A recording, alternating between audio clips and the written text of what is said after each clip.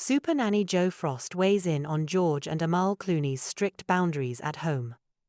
Hello friends, I'm welcome to my channel. For the latest news update, please subscribe the channel and press the bell icon. The global parenting expert had a lot to say about the Ocean's 11 Stars rules. The 55-year-old TV personality reshared an article recently published by People, which reported that the human rights lawyer chooses to take away her guests' phones while entertaining at home. To share how the story got underneath her skin and voiced her thoughts, Amal Clooney, like so many parents, has had to ask guests to hand over their phones when visiting her home. Why? Because simply asking them to respect her privacy and family boundaries wasn't enough. Clearly, even her famous friends. Calling social media a gateway to entitlement, the Supernanny also criticized how people act as if fame erases your right to protect your children, your space, your peace.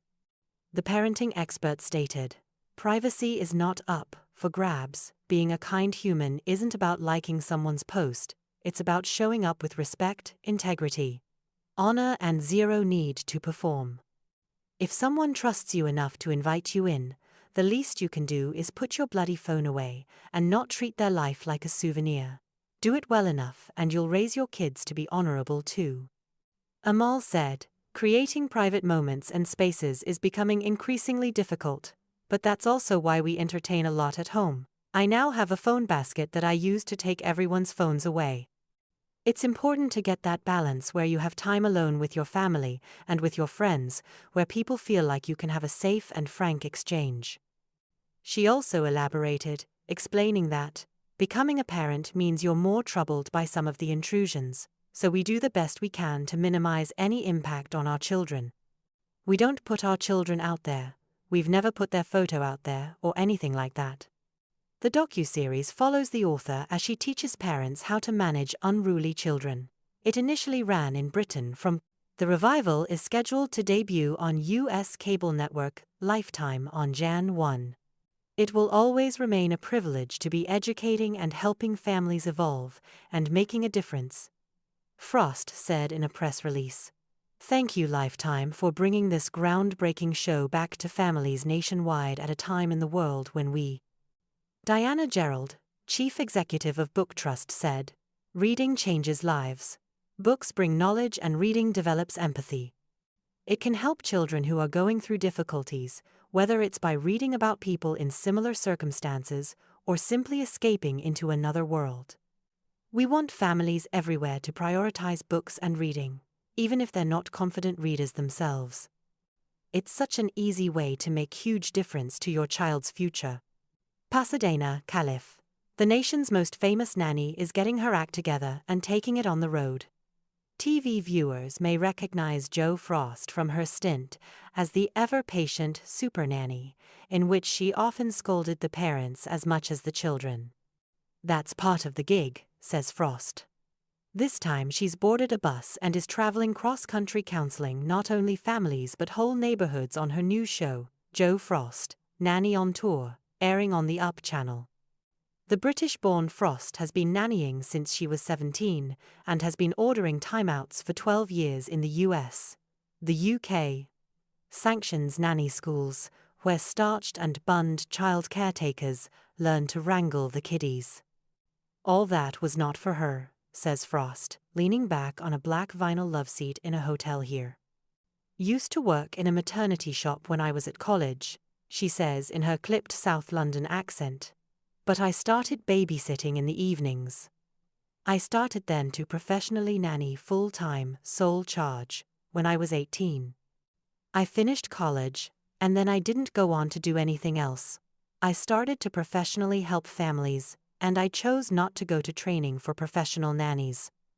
I just didn't want to be molded into any particular type of career. And back then Norland nannies, one of the schools, would never be on the floor with the children playing. They were very suited and booted and up here on the sofa," she says. She'd been working as a nanny for 17 years when she spied an intriguing ad in a magazine.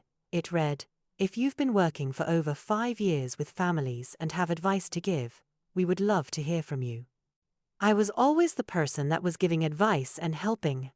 I saw it and thought, yeah, I could help more people. So I rang and I was asked questions. One thing led to another. In the beginning, when they asked me questions, I thought it was going to be what I know now is called sound bites. I knew nothing of the language of the TV world. I came from Hickory Dickory Dock. The ran up the clock. My world was parenting, says Frost, 45, who's wearing black pants, a black knit top, and a black over blouse. When they told me it would be a TV show, I was shocked in a really pleasant way. Like, wow, really? I was in the middle of Oxford Street at the time, which is a really busy shopping street, and I was on the phone. Wow, I can't believe I'll have this opportunity to help families in a bigger way. That would be amazing. She has a brother 18 months younger than she, and says of her own childhood, I had a pretty well-adjusted style of parenting. I think my parents were very young, very open. I think I learned many things from them. Etiquette and grace, compassion and charity. And who I am today is due to a lot of attributes of my parents. My parents were people who I'm proud of. But Frost was only 24 when she lost her mother to breast cancer. It is the worst thing that's happened to me in my life, the worst event, she sighs. I lost a lot of family members over a short period of time, but losing my mother was devastating to me, devastating. She was so courageous and so graceful. She was 43. It had an impact. Everything changes, she continues. Your life, your perceptions. You have a whole new perspective on things. With life experience comes the opportunity for you to reflect about those things in your life. I'm an old soul. You go through the whole grieving process. It brings you to a space where you can look at life and realize what's important and what's not important. While she's a whiz at temporizing toddlers or thawing out teens, Frost has no children of her own. She's engaged to the production manager on her show and foresees a wedding sometime this year. Though they've been together for 10 years, she says it's not his idea to stay single. It's hers. We get to work together, but it means I'm on the road with him, so we're not away for any length of time, because I feel that would create probably a lot of problems if we were. Spending much absent time from your partner, how do you feed the relationship? How do you keep the commitment? No, she's not his boss, she insists. We both work for Nanny Jo Productions. Healthy boundaries, she laughs. And will she practice what she preaches if she has her own children?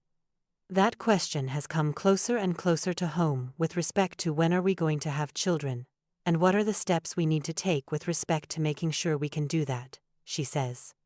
Actress doesn't mind love scenes. Marvel's Jessica Jones has earned a second season while the first is still streaming on Netflix. Kristen Ritter, who plays Jessica, says the sexy love scenes that she and Mike Colter execute on the show are not so difficult. If you're going to have to do a scene like that, it's not terrible to do it with Mike, she says. He's all right looking, but he is also just a nice guy, and always has your back. I always felt really safe and protected, and it's so choreographed. There's really nothing sexy about it. We kind of pick on each other, more like brother and sister. So it wasn't as bad as it could have been, she says. Colter claims it's not romancing the woman in his bed that's embarrassing, but all the onlookers. The awkward point is the people in the room that's besides us. It's not us, it's just the 20 or 30 people that are around, who are all of a sudden on set, who normally wouldn't be on set. That's always interesting. But I really thought that it turned out. Actors harbor all kinds of reasons for accepting a part, but Ryan Hurst chose his latest role in The Outsiders because of the tattoos. I'm a tattoo fanatic. If I was not an actor, I'd be covered in them head to toe. I go to tattoo conventions just to see great artists, says the veteran of Sons of Anarchy and Bates Motel. And it was one of the first things that attracted me to the script before I knew that David Morse was attached to it. Very early in the very first script, in the description and an action line, it said these guys have old runic tattoos. And I was just like, this is a modern-day story, and you're talking about a tribe of hillbilly gypsies with old runic tattoos.